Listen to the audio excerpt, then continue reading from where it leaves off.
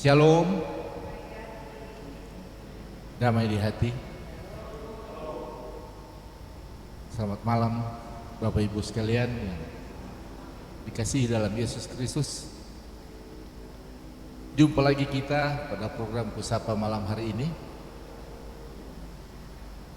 10 Januari 2024. Jadi pertemuan pertama dalam program Kusapa di tahun 2024.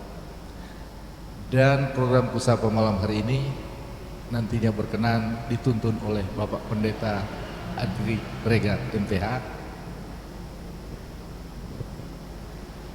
Yakin dan percaya kita bahwa pertemuan kita di malam hari ini dituntun oleh Roh Kudus dan diberkati oleh Yesus Kristus Tuhan kita.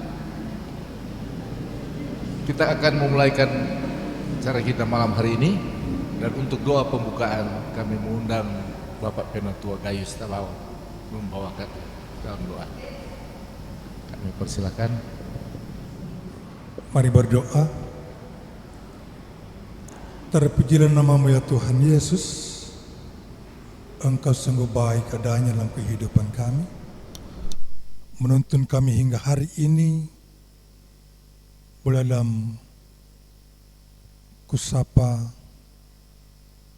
di saat ini. Terima kasih Tuhan Yesus. Demikian pun hambamu pemateri Bapak Pendeta Adri Regar MTH. Engkau berkati hambamu ini, urapan Roh Kudus Tuhan bekerja atas hambamu, boleh menyampaikan materi tentang firman Tuhan dalam jumpa kusapa saat ini. Bahkan kami semua boleh diberkati oleh Tuhan. Kami akan membaca firman Tuhan. Berkati kami semua untuk kami boleh memahami, mengerti tentang firman.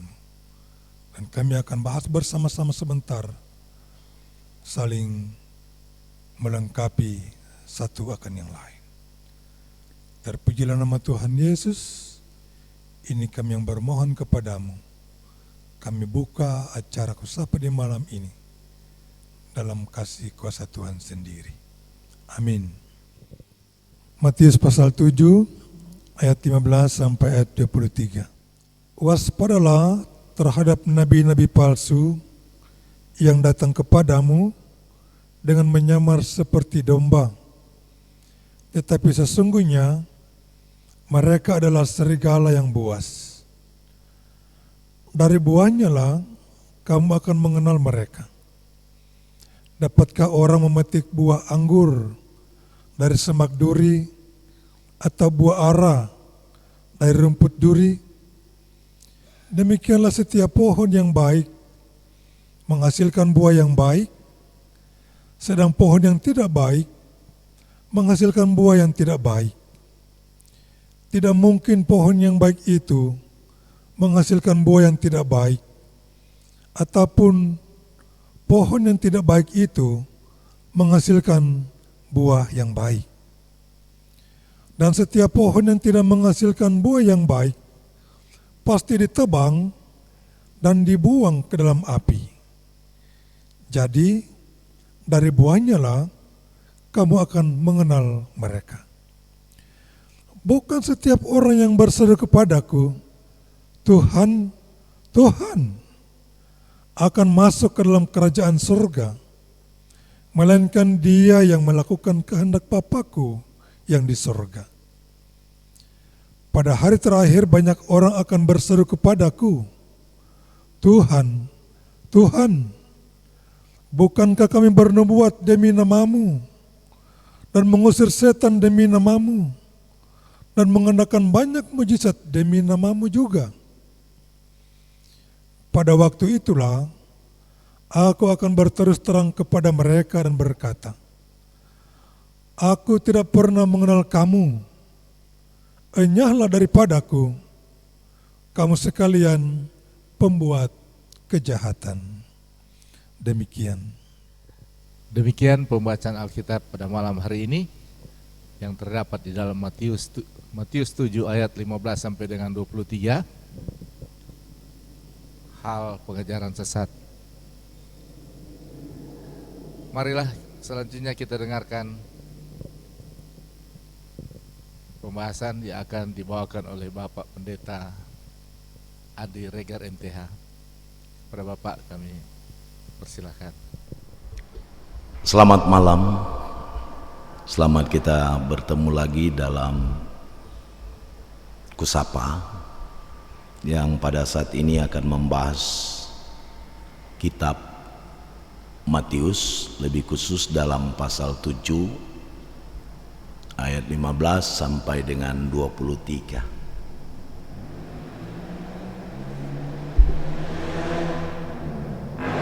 Bicara soal Injil Matius ataupun kitab-kitab yang ada dalam Alkitab, dikala kita membaca suatu kitab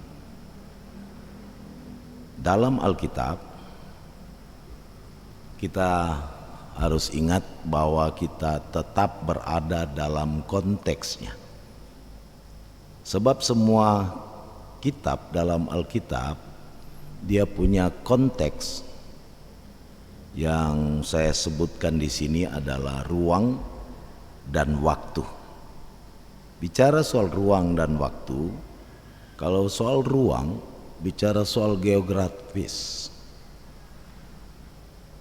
soal kesuburan, soal sungai, soal padang gurun, soal ternak, hewan, itu dapat mempengaruhi penulisan kitab di dalam Alkitab. Kemudian soal waktu.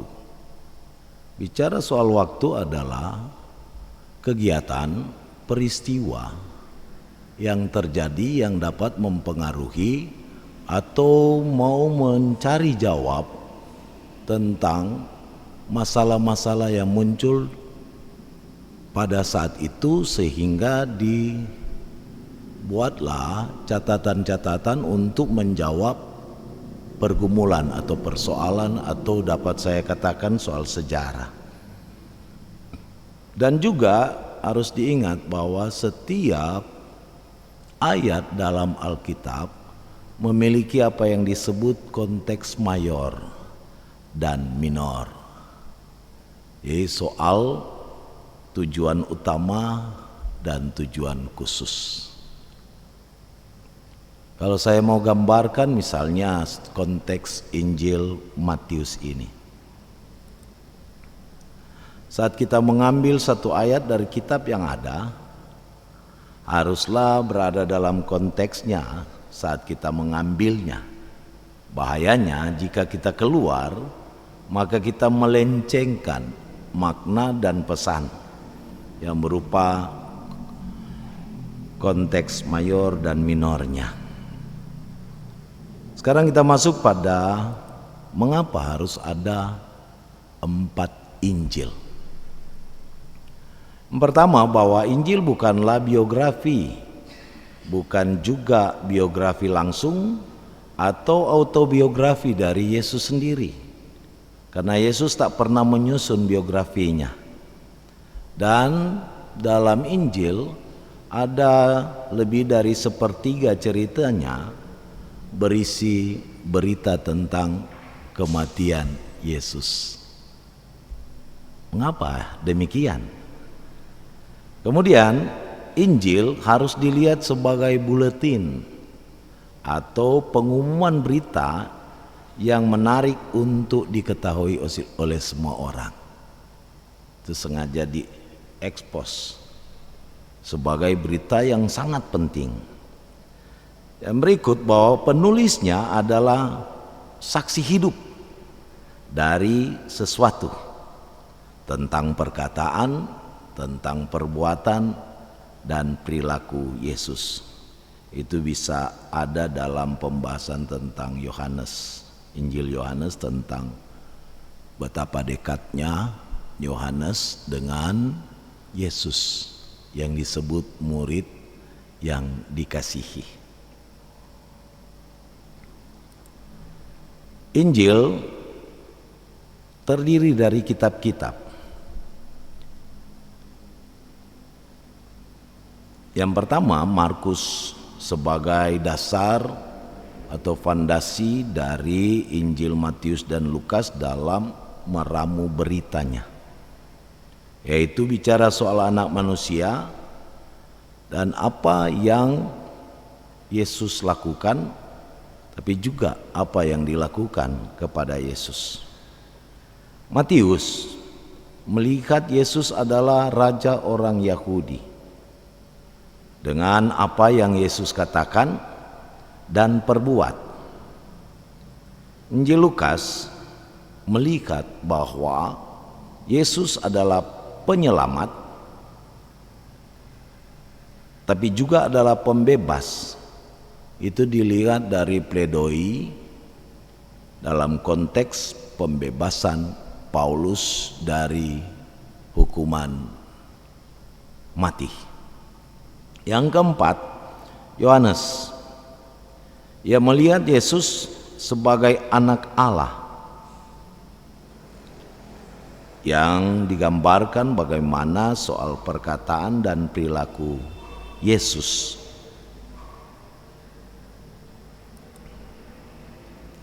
Injil yang ada membuat kita diperhadapkan dalam pertanyaan-pertanyaan bahwa mengapa dan bagaimana Injil itu ditulis. Allah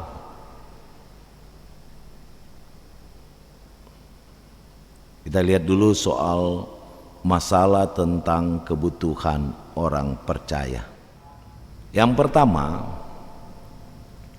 tidak ada catatan-catatan tentang kehidupan Yesus. Apa yang dikatakan, apa yang dilakukan.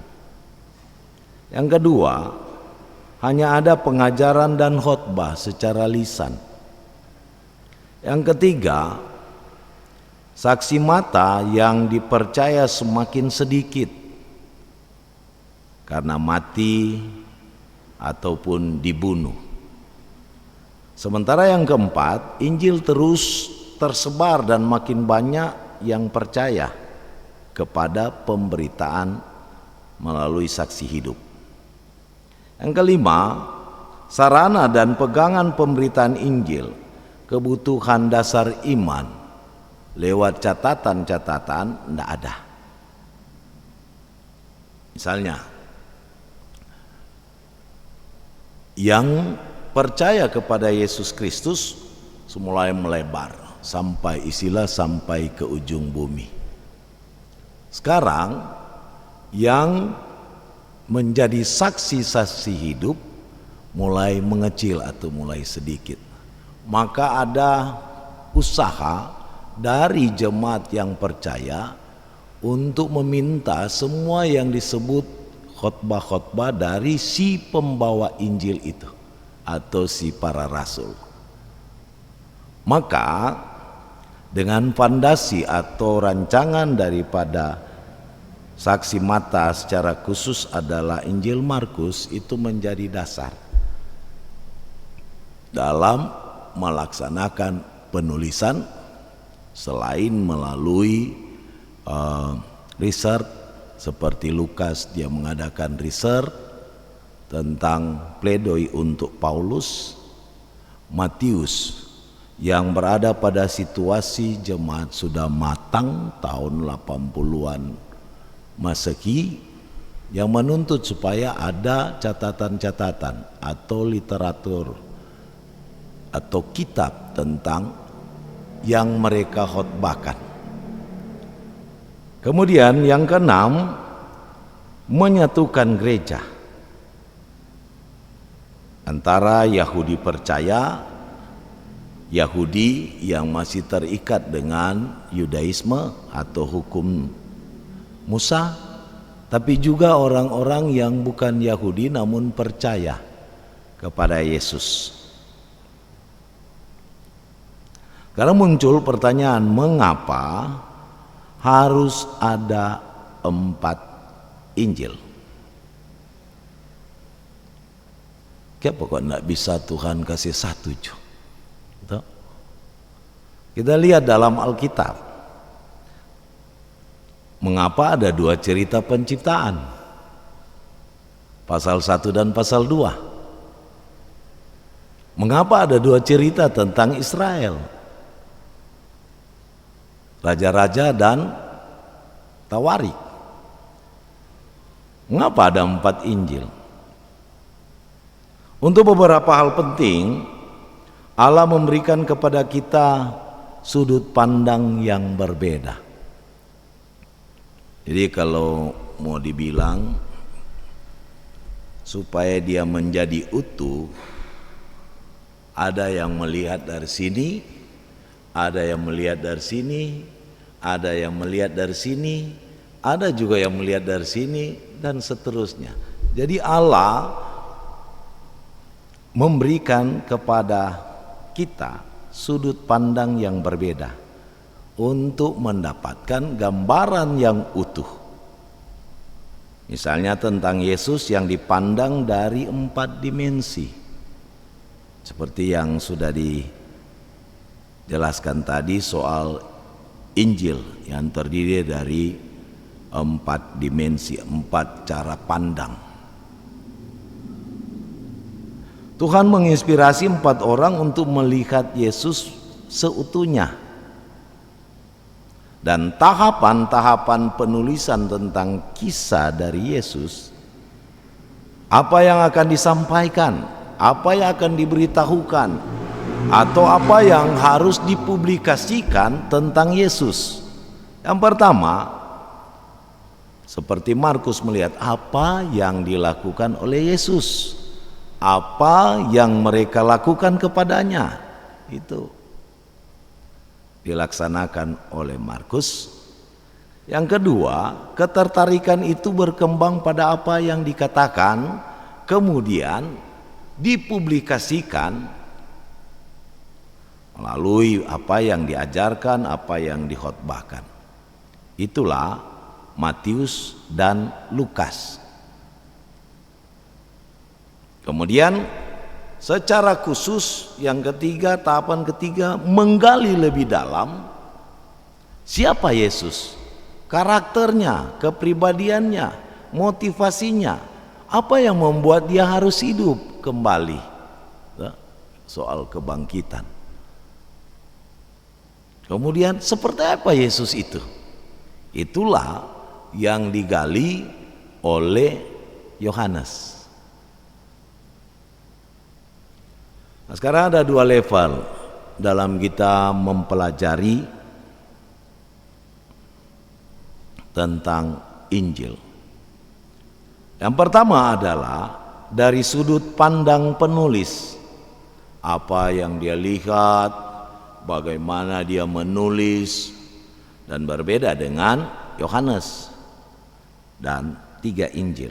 Apa yang dilihat dalam diri Yesus?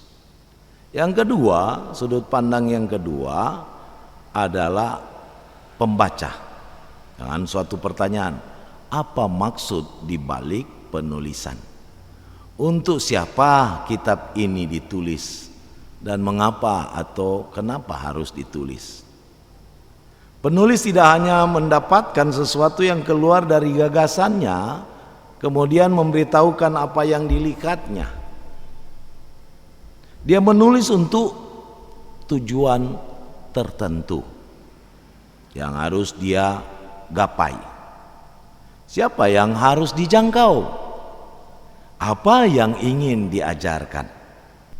Kata sinoptik, yaitu dengan memandang bersama, tapi lewat cara pandang masing-masing melihat misalnya Alkitab. Dari sudut mana supaya sama seperti, tahu Pak Penatua Sega tahu sekali itu. Lihat ini orang berapa sudut sekarang? Dulu cuma 2 Kang, sekarang sampai belakang. Yang kagak ada kode tersendiri di belakang, jadi foto Pak. Pertama muka, samping, mungkin dafara di sebelah kiri jadi putar. Mungkin ada kode di belakang supaya utuh kelihatan inilah si A. Kemudian di saat itu orang yang memandang bersama tentang Yesus mulai membangun kerangka-kerangka bersama, yang memandang bersama tentang Yesus membangun kerangka dasar dari Markus, kemudian mengubah dan mengembangkan serta mengeluarkan aspek yang dianggap tidak penting dalam pencapaian tujuan dan maksud, mengumpulkan dan menambahkan. Kemudian mengawali bulan-bulan pelayanan Yesus dengan pembagian, yakni 30 bulan atau 2 bulan setengah pelayanan Yesus yang kelihatan santai, walaupun di Nazaret dia diperhadapkan dalam, dapat dikatakan, kampungnya sendiri yang mau membuang dia dari jurang.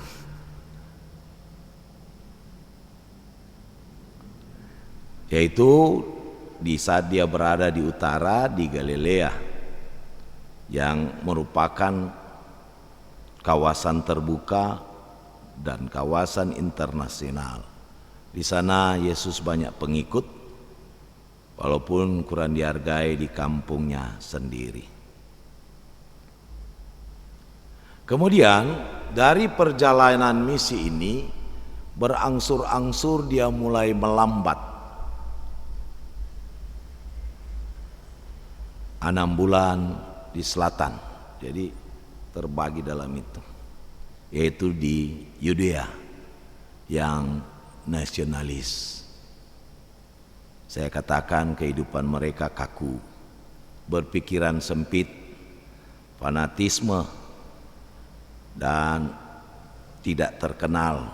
Jadi Yesus tidak terkenal di sana. Banyak tantangan dan klimaksnya di selatan. Dari bulan ke bulan, kemudian minggu ke minggu, baru dipaparkan minggu, dan mulai melambat hari ke hari, dan tiba kepada hari, dan akhirnya kejam di atas keputusan bahwa dia harus disalibkan.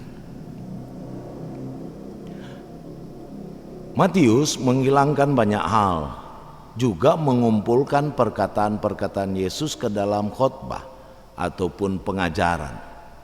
Matius adalah orang Yahudi. Dia mengumpulkannya dengan 5 blok khotbah besar sebagai kumpulan hukum Musa dalam setiap blok.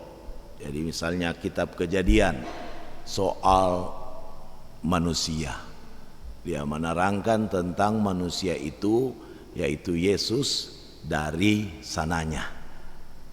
Kemudian dengan tujuan menyampaikan hukum baru kepada orang Yahudi yang percaya, tapi juga kepada semua orang, yaitu non-Yahudi, bahwa Yesus yang dipahami dulu lewat pengharapan Yahudi ditekankan Yesus adalah Mesias yang telah datang.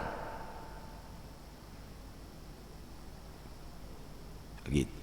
Kemudian menyampaikan hukum baru lagi, bukan hukum Musa lagi, tetapi yang ada adalah hukum Yesus. Kita ingat dengan ungkapan hukum yang utama dan pertama, hukum yang utama yang kedua. Kemudian soal struktur Injil Matius. Matius mengumpulkan dan memasukkan 5 khotbah dalam perkataan dan perbuatan, sama seperti boleh dikatakan balapis, baku susung, atau roti lapis, ya baku susung. Setiap khotbah berisi 5 hal perkataan dan perbuatan Yesus. Kemudian mengilustrasikan khotbah, mana terjadi komunikasi antara kata-kata dan perbuatan. Jadi apa yang kalau kita baca itu kan terlihat jelas. Selain dia berkhotbah, dia melakukan perbuatan penyembuhan, mujizat-mujizat. Tujuannya adalah mari datang lihat. Datang dan lihat apa yang dikatakan dan yang dilakukan Yesus sejak dari kelahirannya sampai kematiannya dan di akhir kesudahannya. Lalu Injil itu ditulis. Nah, sekarang ada masalah bagi kita sebagai orang Kristen dalam memahami tentang Injil Matius. Bahwa apa gunanya kita mau belajar tentang Yahudi? Injil Matius sangat keyahudian dan ditujukan kepada pembaca yang percaya. Jadi Injil Matius jangan diberikan kepada mereka yang belum percaya. Saya dapat katakan bahwa ada 2 kitab dalam Injil yang punya kategori khusus, yaitu Matius dan Yohanes, jangan diberikan kepada atau diberitakan kepada mereka yang belum percaya. Markus dan Lukas karena merupakan cerita dan pembelaan terhadap Paulus, boleh kepada mereka yang belum percaya untuk mengenal, memahami, mengerti dan siapa Yesus itu. Hal itu dikarenakan tak ada kata kerajaan Allah.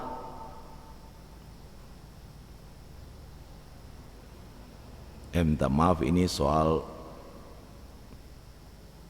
torampe ungkapan dari segi kekristenan, yaitu tak ada kata kerajaan Allah, hanya menggunakan kata kerajaan sorga, karena orang Yahudi takut menggunakan kata itu dengan sia-sia ataupun sembarangan. Jadi karena cuma pakai kerajaan Allah, kerajaan sorga, maka menjadi masalah bagi orang Kristen pada waktu itu.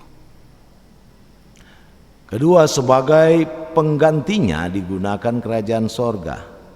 Yesus dilihat sebagai raja orang Yahudi, bukan raja dunia atau seluruh dunia.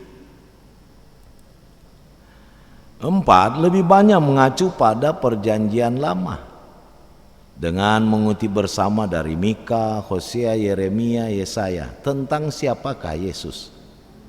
Ada 13 kali dalam cerita kelahiran Yesus yang dapat kita pahami dengan kalimat. Hal itu terjadi supaya genaplah firman yang disampaikan oleh nabi-nabi. Ada 29 kutipan langsung dan ada 121 referensi tidak langsung berupa kiasan. Yesus lahir di Betlehem dan Betlehem lama di Yudea. Mengapa itu menjadi penekanan? Karena di saat ada orang bertanya,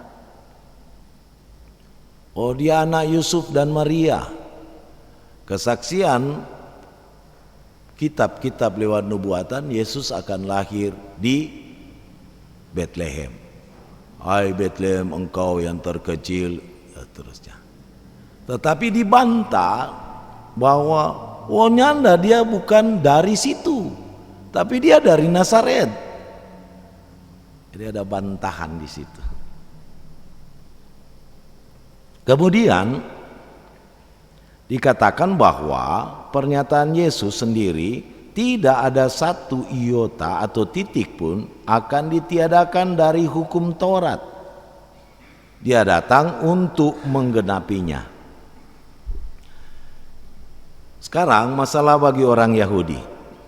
Tadi sudah dikatakan Yesus bukan dari Betlehem tapi dari Nazaret, lahir dari keluarga tukang kayu, bukan dari pangeran, sebagai pangeran.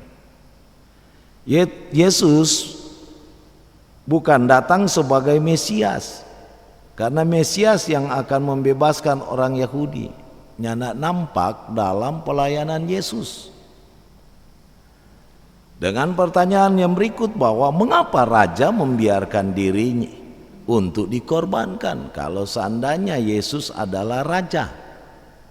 Itulah bahasa kebodohan. Kemudian Yesus datang untuk meniadakan hukum Musa, walaupun dia simpulkan dalam hukum utama dan hukum yang dibagi dalam dua pemahaman, yaitu hukum kasih kepada Allah dan kasih kepada sesama. Kemudian Yesus dituduh sebagai penghujat Allah dan hukum Allah. Itu tuduhan yang diberikan kepada Yesus.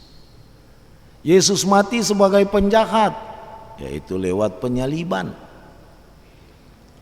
Yesus anti Yahudi dengan adanya kesengsaraan orang Yahudi, bahkan lewat kutub yang dia ungkapkan. Ada satu kota di desa di pinggiran danau yang sekarang sudah ada di peta. Pendeta Kua belum pernah pergi ke Yerusalem, tapi lewat catatan bahwa ada berapa kota yang ada hilang. Catatannya yang ditekankan oleh Yesus bahwa akan menghapus hukum Taurat, tapi untuk menggenapinya tidak satu iota akan ditiadakan, yaitu bicara soal pergumulan-pergumulan sebagai orang Kristen. Sekarang kita tiba pada latar belakang masalah Injil Matius. Jemaat mula-mula dipenuhi oleh orang Yahudi percaya, tapi juga yang masih keras terhadap Yudaisme, di mana terjadi perpisahan yang dalam, terbuka, bahkan permanen antara orang Yahudi dan orang Yahudi percaya atau gereja. Itu terjadi di sekitar tahun 80-an. Gereja atau orang percaya tidak diizinkan beribadah di sinagoga lagi. Jadi orang sokat tidak bisa untuk ibadah sana. Terjadi pemisahan antara non-Yahudi percaya dan Yahudi percaya. Jadi sotak sangkut paut dengan orang-orang Yunani. Nah, alasan penulisan Injil Matius menginginkan terjadi kesatuan antara Yahudi percaya dan pengikut Yudaisme dengan melihat catatan-catatan yang dia paparkan dalam 5 blok tadi, dalam 5 khotbah, dalam 5 ajaran. Kedua, menginginkan pintu tetap terbuka bagi kaum Yudaisme. Jangan kasih jauh. Orang Kristen Yahudi atau non-Yahudi memang harus disatukan, tidak saling menjauhkan diri satu sama lain. Kemudian untuk mempersiapkan orang yang percaya, yang berkomitmen untuk berjalan bersama dengan Kristus. Saya gunakan kata pemuridan dan belajar darinya. Mengapa? Kenapa? Untuk pasal 28, pergilah dan jadikanlah semua bangsa murid. Itu DP persoalan. Jadi kita akan lihat selanjutnya. Salah satu alasan mengapa Injil Matius diletakkan pertama di kitab Perjanjian Baru, itu dilihat karena Injil Matius sepertinya lebih banyak dalam mengutip kitab Perjanjian Lama tentang dari gen atau keturunan Daud, diceritakan melalui kelahiran Yesus, sehingga dengan kutipan-kutipan yang ada dianggap layak dijadikan kelanjutan pengharapan orang Yahudi tentang yang sudah datang, terwujud, digenapi, yaitu dialah Mesias. Catatan, Matius satu-satunya yang menuliskan istilah tentang gereja, walaupun yang tidak langsung bilang igreja. Pasal 16 dinyatakan di situ, aku akan mendirikan gerejaku. Dan titik balik dari perkataan Petrus, engkau adalah Mesias, anak Allah yang hidup.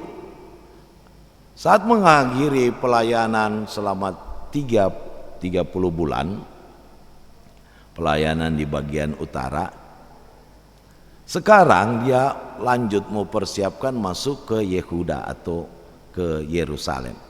Sekarang aku akan melakukan apa yang harus kulakukan. Perkataan yang dikatakan setelah 30 bulan sebelum dia masuk ke Yerusalem. 2, kata gereja yang mengacu pada seluruh dunia atau bicara soal gereja universal.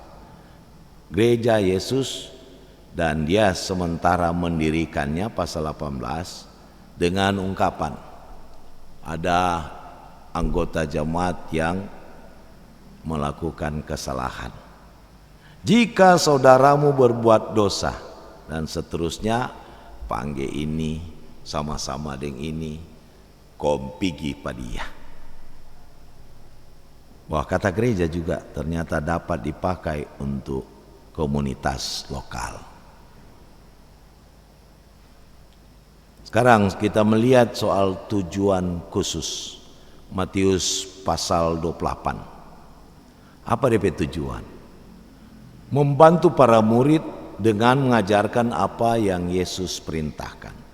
Kedua, membuat panduan untuk membawa petobat sebagai murid yang berkomitmen kepada Yesus.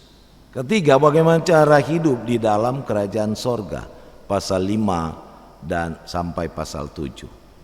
Kemudian menyampaikan kerajaan sorga sudah ada, yaitu yang dapat disentuh, dipahami dan dapat hidup di dalamnya. Sekarang kita lihat soal kumpulan khotbah pengajaran yang diramu secara khusus oleh Matius ke dalam 5 blok atau 5 khotbah atau pengajaran. Kita lihat pasal 5 sampai 7, yaitu soal khotbah di bukit, membicarakan soal gaya hidup kerajaan sorga sebagai kehidupan di kerajaan dengan adanya ucapan-ucapan bahagia, menjadi garam dan terang, Yesus dan hukum Taurat, hal-hal dan pengajaran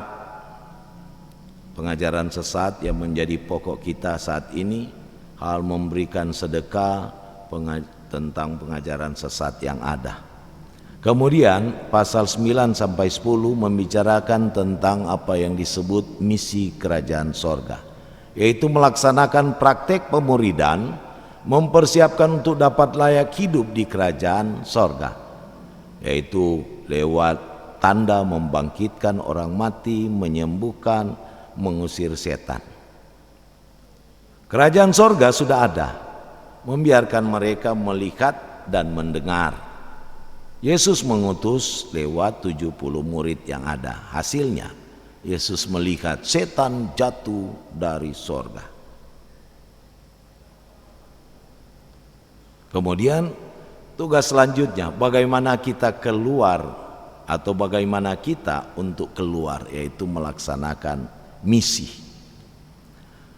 Yang ketiga pasal 13 yang diharapkan dan yang penting di dalam soal moral sebagai ukuran, dipaparkan dengan banyaknya perumpamaan yang akibatnya menjadi soal pertumbuhan dan penyebaran. Kita mengenal dengan istilah menjadi biji sesawi yang nantinya menjadi pohon yang besar.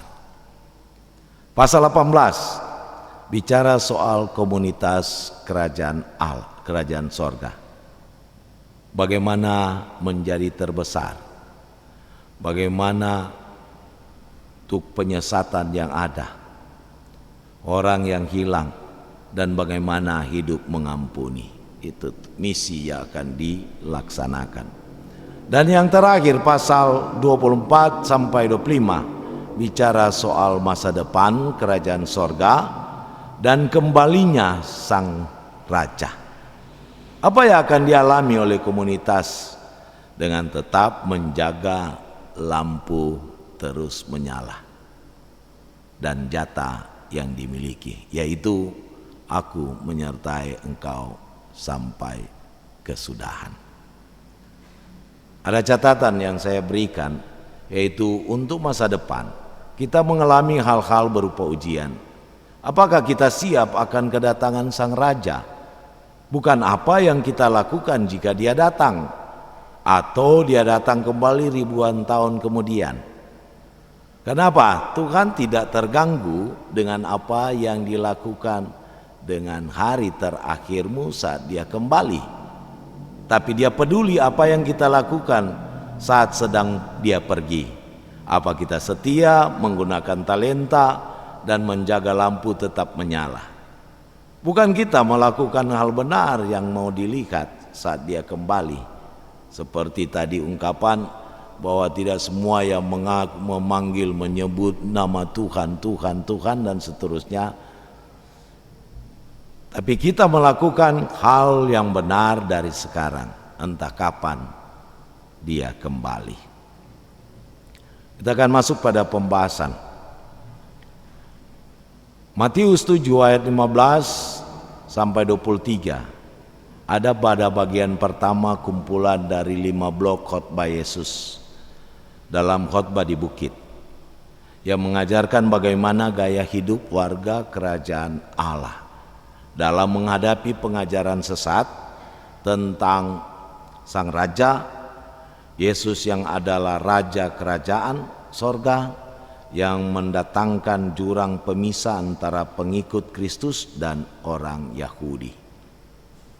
Bagaimana cara mengenal ajaran sesat yang bertentangan dengan iman, yaitu dari nabi palsu, pseudo profetai, yang ciri khasnya berpenampilan bagaikan domba menarik lemah lembut, namun buas bagaikan serigala yang lapar dan egois.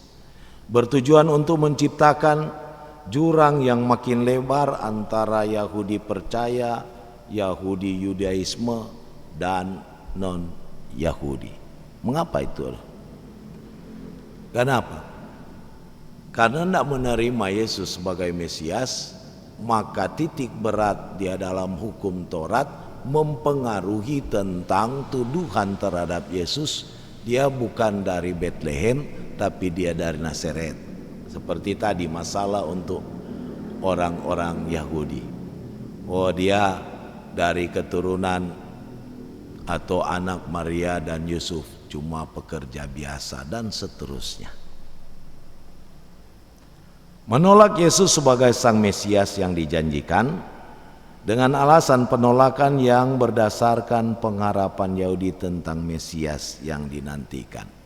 Orang Yahudi masih terus sampai sekarang memiliki pengharapan tentang Mesias yang akan datang, yang diyakini akan datang di bulan September ataupun Oktober, yaitu pada masa raya Pondok Daun. Jadi terus menerus menurut dalam pengharapan di situ dia akan lahir, dia akan datang, bukan di masa dia ada dalam tuduhan di Bethlehem. Benar di Bethlehem, tapi orang tolak, dia bukan orang Bethlehem, dia orang Nazaret.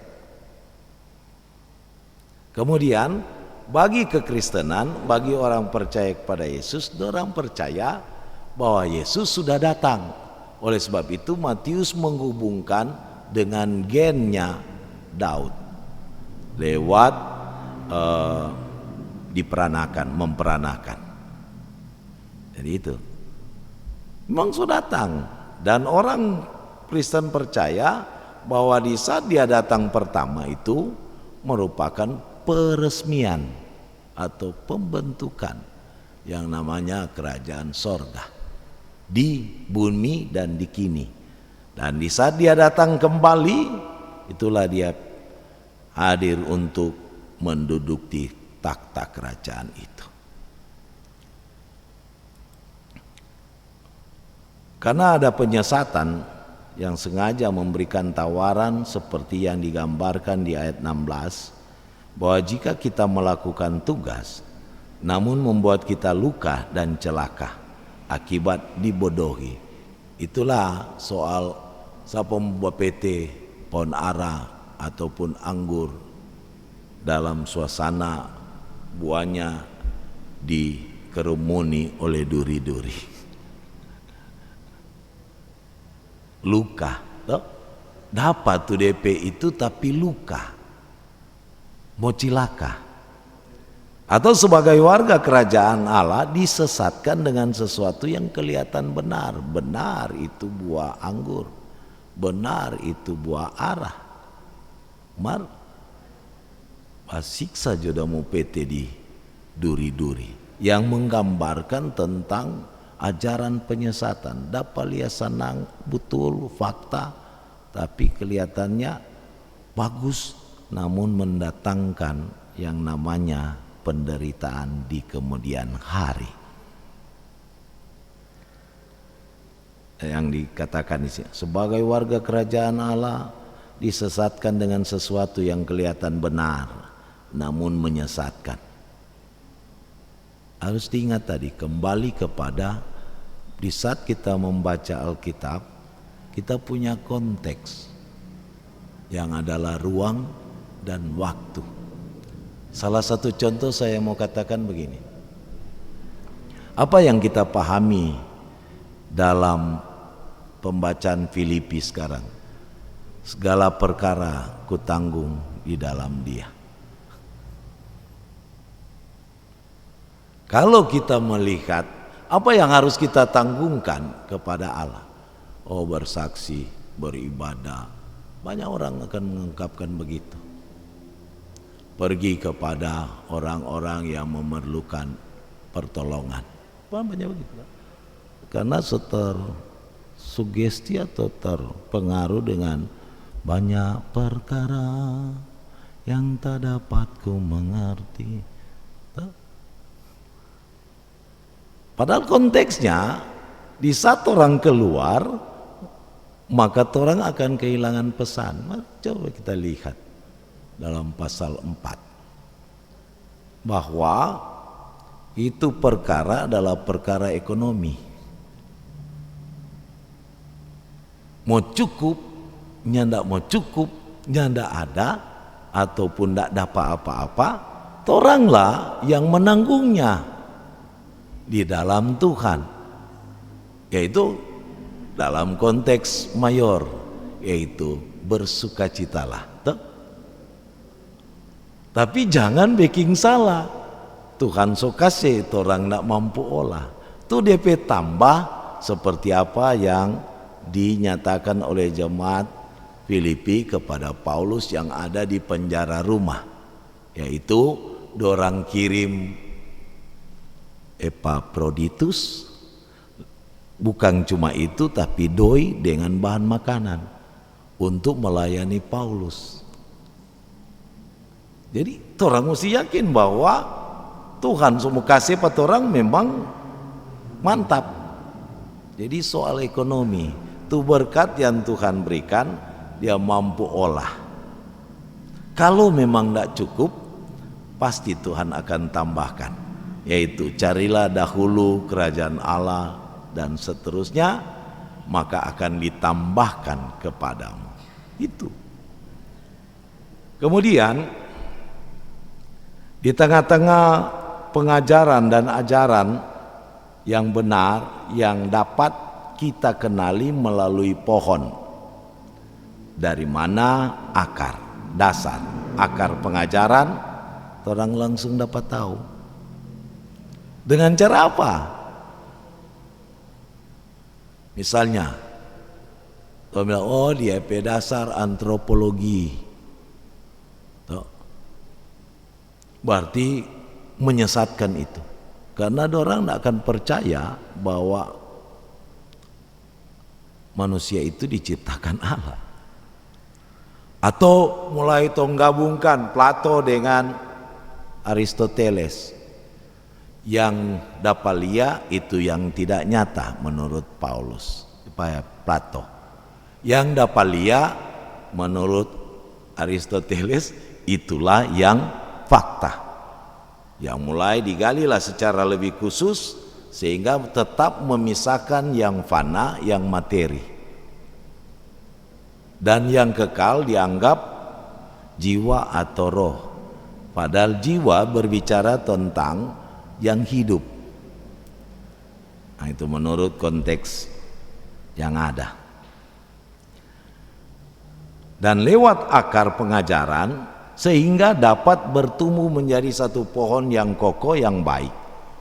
Juga dari hasil atau kenyataan dampak atau melalui buah yang terjadi dalam komunitas yang ada. Salah satu contoh mengapa pengajaran sesat itu ada, karena bukan mau mempertemukan ini Yahudi percaya dan Yahudi pengikut hukum Musa dan non Yahudi, tapi makin terpecah-pecah dan dia jurang pemisah makin dalam. Dorang yang membuat itu, yang intinya bukan kasih aman, kasih satukan, tapi makin memecah belah demi kepentingan.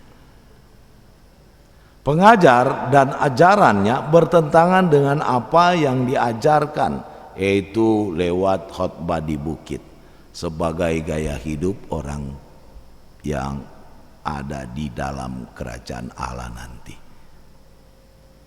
Jadi itu berdoa, pandang enteng, kan ada itu ucapan bahagia, berbahagialah dan seterusnya, tetap punya perasaan marah, dendam dan seterusnya.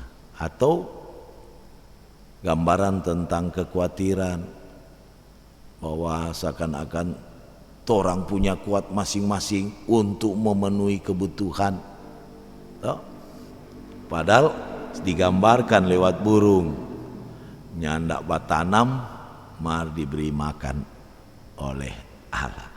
Atau lihat nyandak bapak nak cari membapake, berusaha membapake lewat bunga, Allah mendandani dia. Jadi harus yakin bahwa demikian, yaitu kita masuk ajaran yang baik pasti mendatangkan gaya hidup yang mempersatukan yang terpisah, menyembuhkan dan memerangi kuasa gelap, membawa kebenaran tentang janji Allah yang terwujud dalam pengharapan Yahudi yang datang dan sudah ada sebagai sang raja atau Mesias, serta yang akan datang kembali menempati takhta dalam pemerintahan Tuhan. Ajakan untuk tidak disesatkan dalam pengambilan keputusan, pasal 5 ayat 7, katakan ya, kalau tidak katakan tidak. Karena dalam kerajaan Allah tidak ada dua raja, Tuhan dan setan. Jika ya katakan ya, jika tidak katakan tidak. Artinya setelah mengenal buah atau ajaran yang bertentangan dengan gaya hidup kerajaan, pasti akan ditebang, dihilangkan untuk tidak dipegang, tidak diyakini. Ayat 21 sampai 23.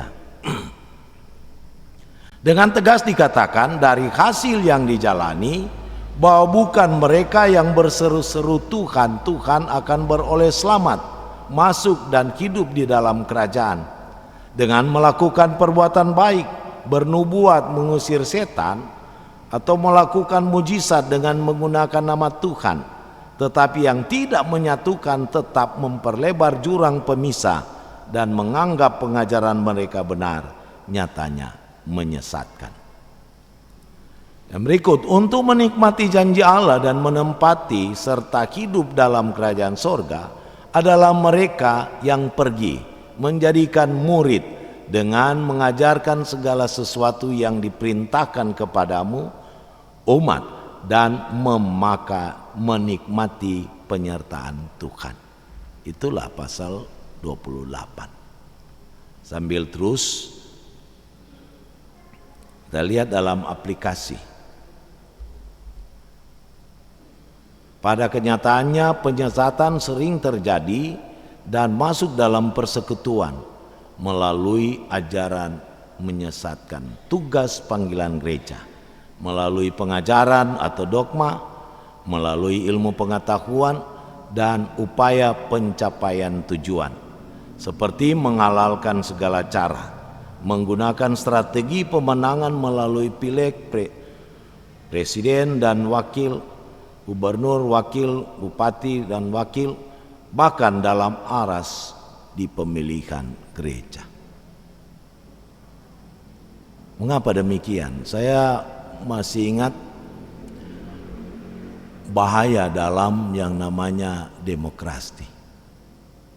Masih ingatkah kita dalam pembacaan di Ulangan bahwa di saat semua suku mengutus untuk menyelidiki tanah yang banyak susu madu, ada 10 suku yang ragu, takut melihat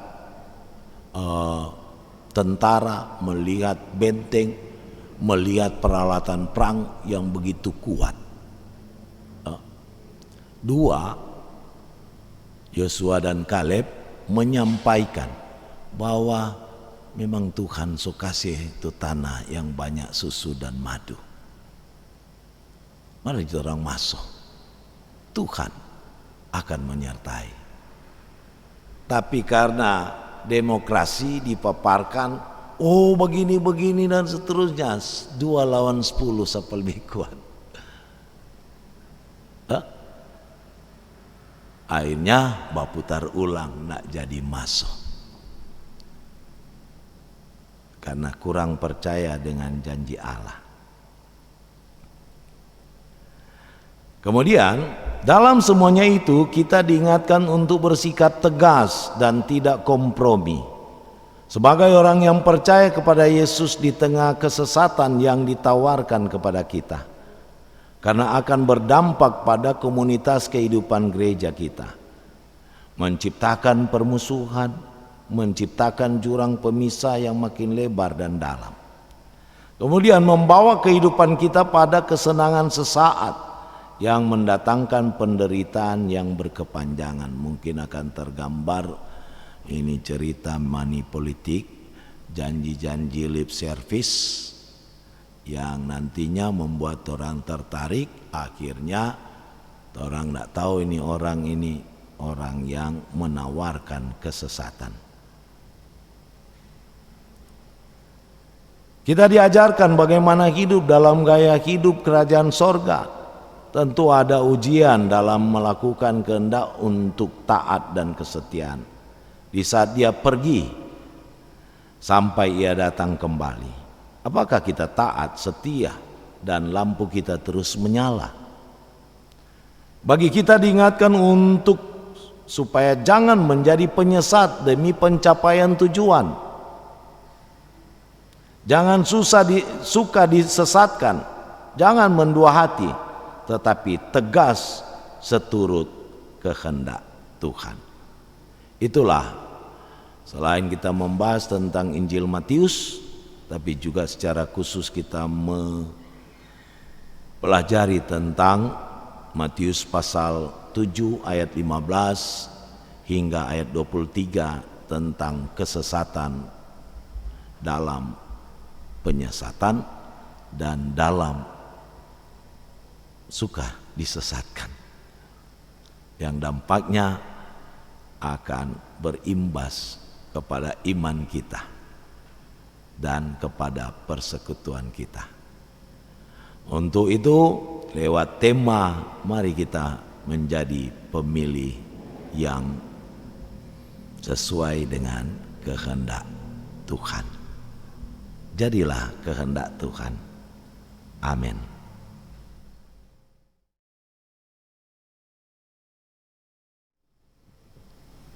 Terima kasih untuk kesempatan dari pembahasan tadi. Secara singkat mungkin kita sudah bisa dapat gambarkan tentang apa maksud keempat Injil itu ditulis. Cuma ada hal yang ingin saya tanyakan, yaitu dari keempat Injil ini semuanya menceritakan tentang kisah ketika Yesus melayani di usia 30 tahun. Satu-satunya yang cerita yang saya temui dalam Injil ini ketika Yesus masih kecil itu ketika percakapannya di Bait Allah. Nah, kenapa keempat Injil ini tidak menuliskan kisah Yesus setelah percakapan di Bait Allah itu sampai dia tampil pada kira-kira usia 30 tahun ketika dia melayani. Jadi yang banyak dikisahkan ini kisah tentang pelayanan Yesus, sementara kisah remaja Yesus itu Nggak ada. iya. Kemudian yang kedua, kebetulan tadi di belakang sempat buka-buka MTPJ, ini ada terkait dengan masa-masa pemilihan. Jadi tadi Pak Pendeta juga sudah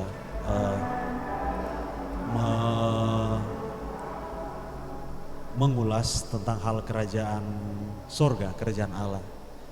Nah Pak Pendeta, ini pertanyaan yang dari dulu saya ingin tanyakan. Sebenarnya batasan peran gereja dalam politik pemerintahan itu seperti apa? Karena yang setahu saya, kalau pendeta itu tugasnya pelayanan, ya kan? Kalau dia terjun di dunia politik, berarti dia harus lepas DP status kependetaan. Itu yang saya pahami. Kemudian yang ketiga, yang terakhir Komang ini, tentang nabi palsu.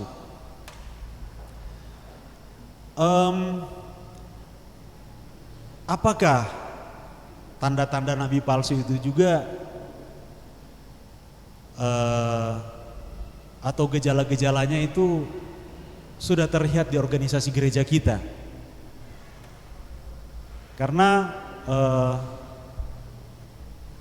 beberapa kali saya temui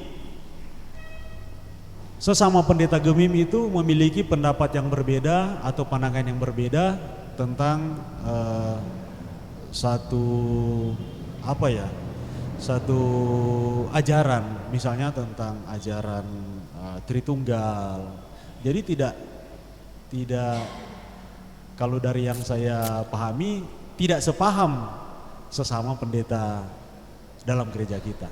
Saya kira itu saja Pak Pendeta. Terima kasih.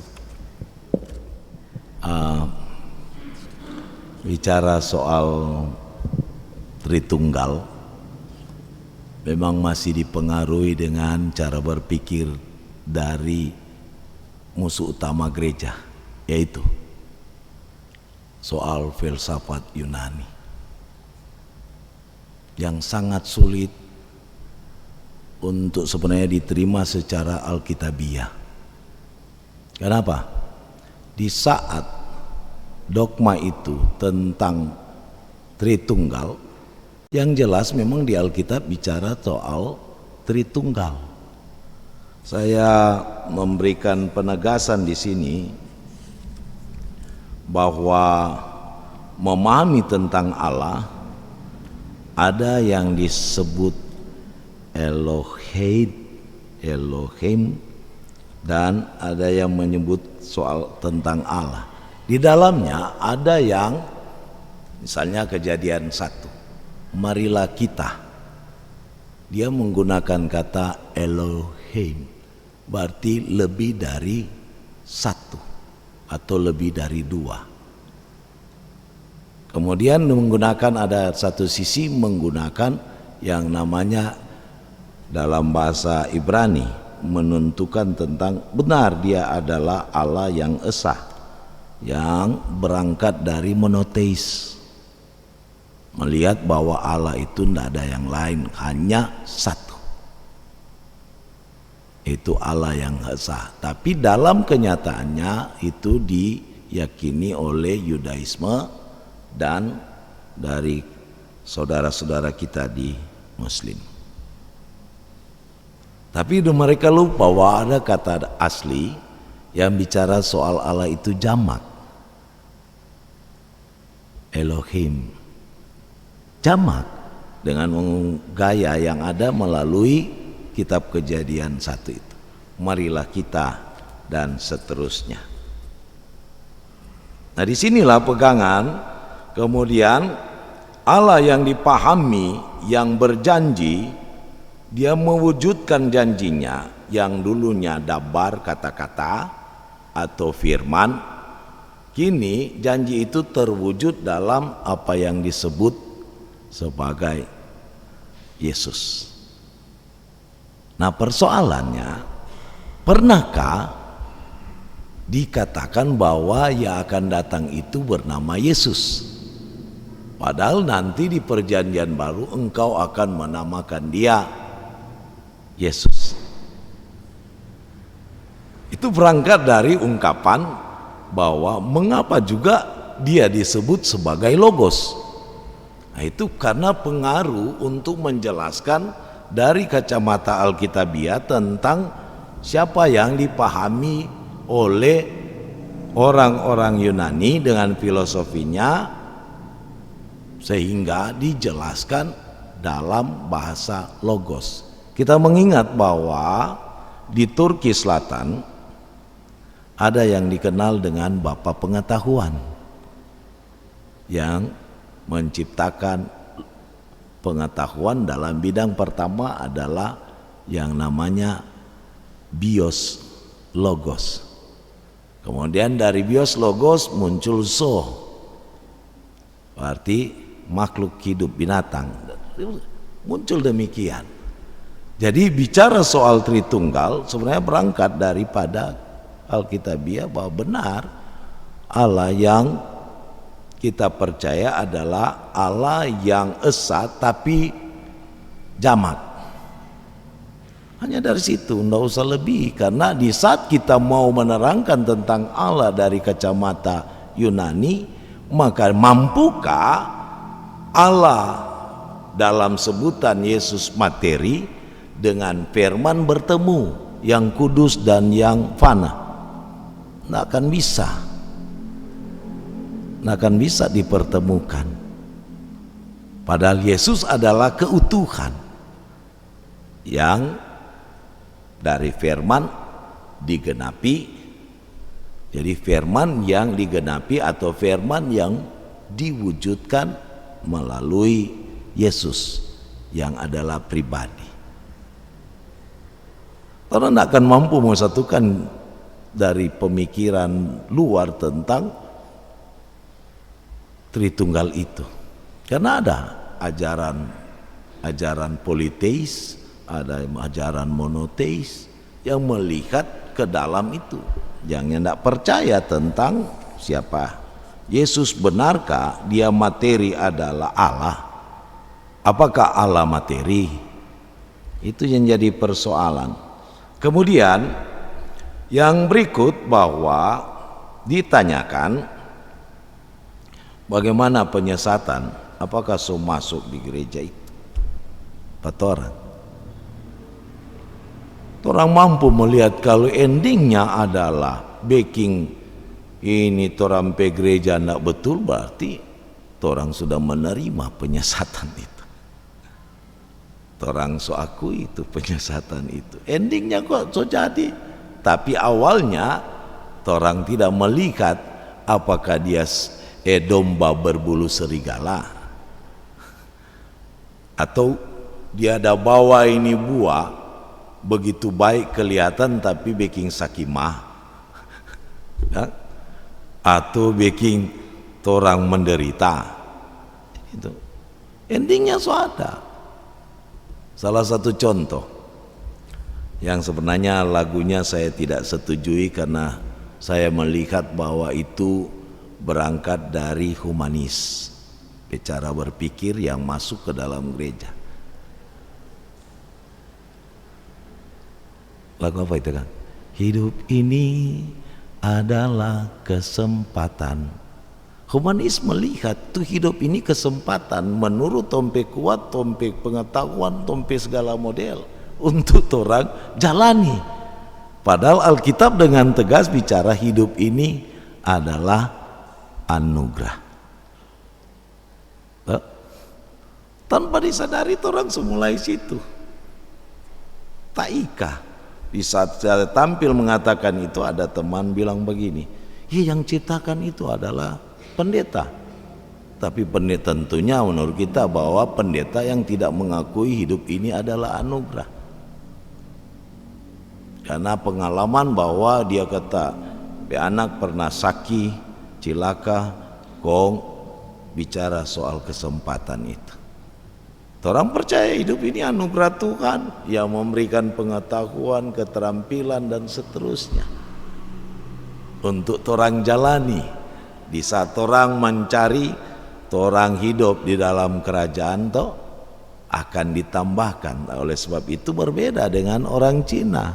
Kalau dia sio atau apa itu batu kong kerja di kayu nggak mau jadi toh. Tapi orang Kristen pekerja kayu, pekerja batu sampai bikin pakai besi le bukan ditambahkan. Karena itu orang keyakinan. Jadi syukur jadi orang Kristen yang tidak terikat dengan segala model cara berpikir, pandangan filsafat yang ada. Kemudian sampai sekarang banyak orang mulai bertanya-tanya, pendeta, mengapa Yesus cuma sampai di percakapan di Bait Allah? Orang lupa bahwa Yesus benar-benar lahir dari gen Yahudi dan hidup di lingkungan Yahudi. Maka adat Yahudi, tradisi Yahudi harus dilakukan, diikuti oleh Yesus.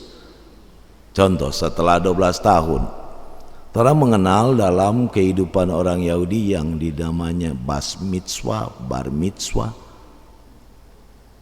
dan dia melaksanakan itu. Dan orang Yahudi pada saat itu tidak ada yang hendak harus sekolah sesuai DP tingkatan. Maka di saat dia sampai pada tingkatan misalnya SMA, dia akan diperadabkan dalam pemilihan. Pemilihan apa? Kalau dia suka matematika ya turun ke matematika, kuliah. Jadi fondasi utama dari SD sampai ke SMA adalah mempersiapkan fondasi tentang kehidupan di dalam Tuhan melalui hukum Tuhan. Memang digodok secara khusus.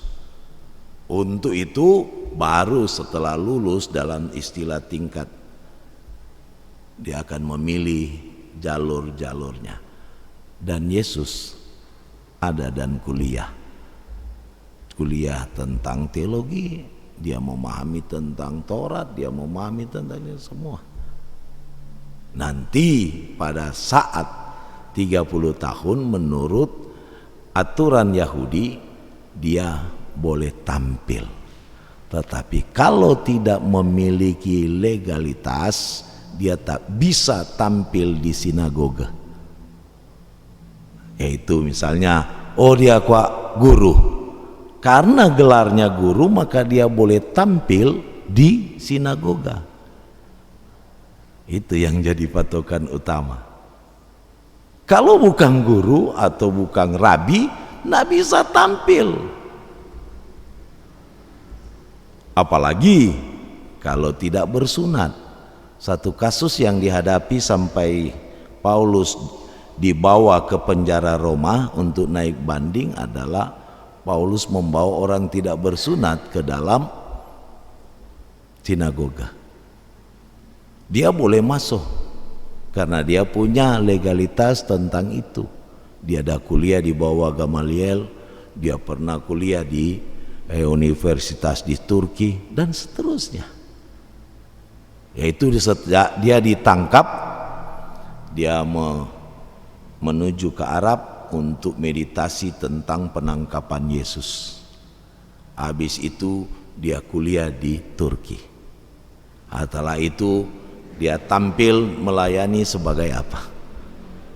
Dia kumpul doi mau bawa ke Yerusalem. Dan itulah dia. Begitu juga Yesus.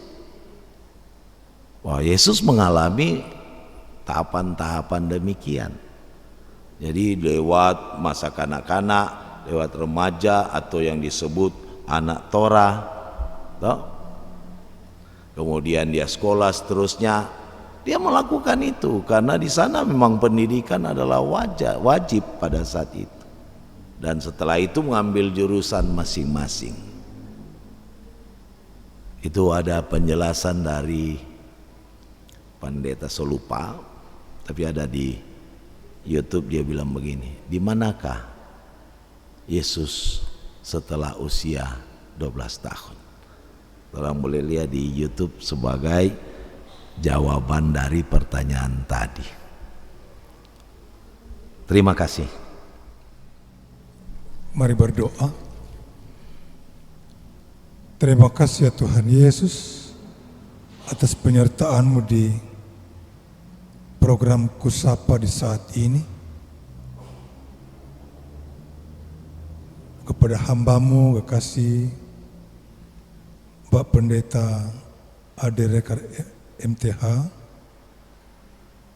yang sudah menyampaikan beberapa hal penting tentang firman-Mu yang benar, jauh melebihi dari pemikiran manusia. Terima kasih Bapa, Engkau mengurapi hamba-Mu ini dalam setiap kerja pelayanannya, diberkati bersama keluarganya, dimanapun Tuhan pakai menjadi alat kesaksian gereja. Dan diberkati kami sekalian yang adalah persekutuan program Kusapa di saat ini. Kami telah beri persembahan, berkati persembahan kami berkenan kepadamu, berguna dipakai untuk pelayanan bagi jemaat Betania dimanapun persembahan digunakan. Bahkan diajarkan kepada kami Tuhan, memberi yang terbaik tubuh jiwa ini menjadi persembahan yang kudus kepadamu.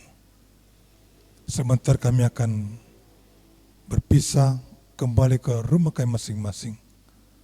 Penyertaan Tuhan senantiasa kami harapkan kami boleh tiba berjumpa dengan keluarga saudara kami dengan membawa damai sukacita. Di malam ini kehidupan kami taruhkan ke dalam penyertaan kasih kuasa Tuhan. Ini kami yang berdoa, kami akhiri program Kusapa di saat ini di dalam nama Tuhan Yesus. Amin. Baik, terima kasih atas kehadiran dan perhatian Bapak Ibu sekalian. Dan demikian Kusapa kita. Sampai jumpa pada program Kusapa berikutnya. Shalom.